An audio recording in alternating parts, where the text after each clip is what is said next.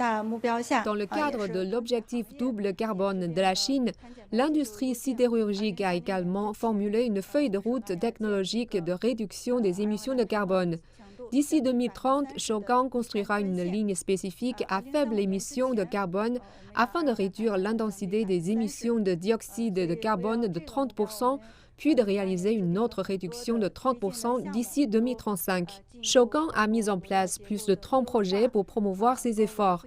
Ils comprennent l'optimisation de la charge des hauts fourneaux, la fusion riche en hydrogène dans les hauts fourneaux, l'utilisation de la biomasse comme agent d'injection dans les hauts fourneaux, le recyclage à ratio élevé de la ferraille d'acier, ainsi que le captage du dioxyde de carbone et l'utilisation des gaz des hauts fourneaux.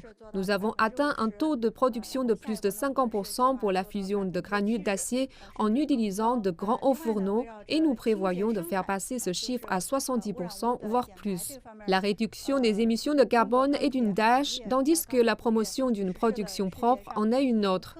Une transformation à très faibles émissions se concentre sur la production propre en ciblant les matières particulières, le dioxyde de soufre et l'oxyde d'azote.